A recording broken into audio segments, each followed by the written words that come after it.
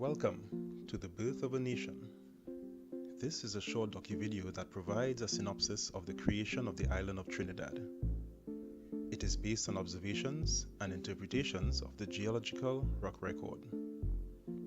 Stay with me and follow this simplified evolution of the island from several million years ago to the present, and then we'll take a short peek into the future.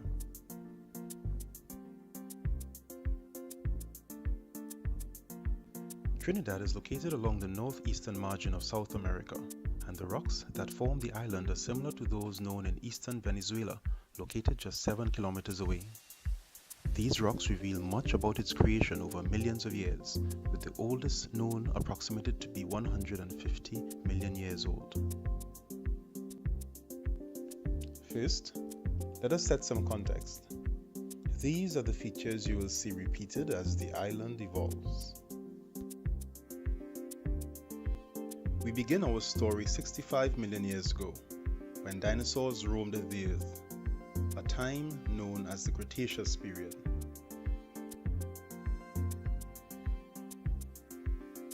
At that time, an ocean over 200 meters deep existed where Trinidad now lies, in what we call the continental slope.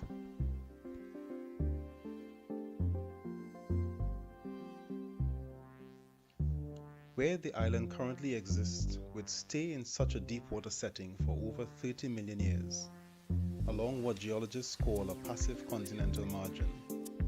At this time, many South American rivers deposited sands and muds into the deep ocean within far-reaching channels along the seafloor.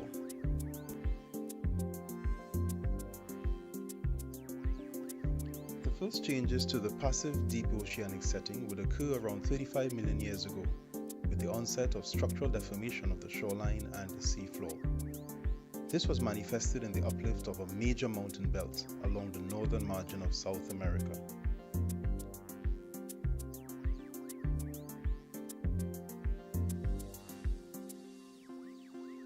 Some would suggest that the mountain belt originated in the west along the northern margin of Venezuela and slowly progressed eastward into Trinidad, as is shown here. Others would propose that the mountain belt originated at the same time in both places.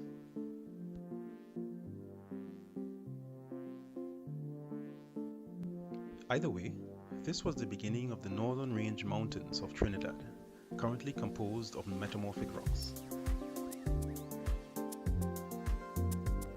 Erosion from the uplifting mountains would feed sediment into large rivers. These rivers crisscrossed the South American floodplains before depositing its contents of sand and mud into the Trinidad area. This, along with the deforming seafloor, would see parts of the island rising above sea level for the very first time since our story began. This period in time saw an interesting interplay between sand deposition, sea level changes, and the ongoing tectonic deformation that was now well established in the Trinidad area. The island saw repeated cycles of land exposure and the sea encroachment. Around 6 to 8 million years ago, in what is known as the later stages of the Miocene period, a new set of faults emerged that will cause areas of land to subside, creating sinks called basins. This was the beginning of what we know today as the Gulf of Paria.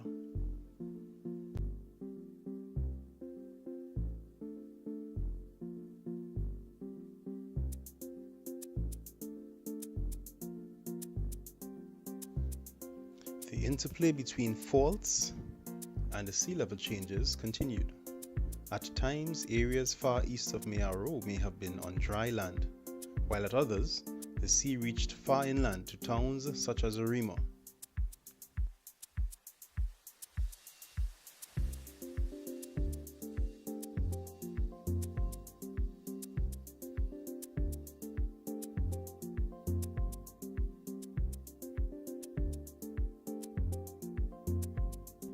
Much of the landscape is geologically young and active. This includes the Trinity Hills, after which our beloved island is named. Today, these form a scenic belt of elevated topography, much younger than the Northern Range.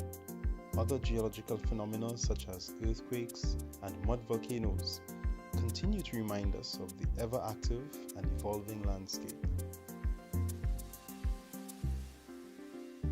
This is your Trinidad today.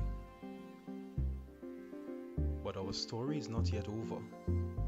The rocks do not only tell us of what occurred in the past, but they also allow predictions into the future as land masses continue to move laterally, uplift, or subside.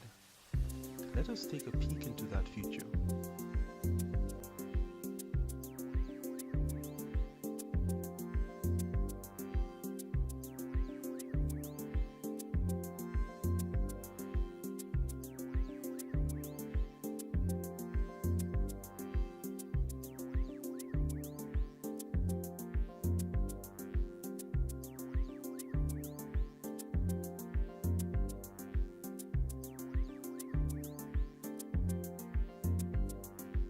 In 1 million years' time, our island will not look as it does today, and probably even different from that shown here.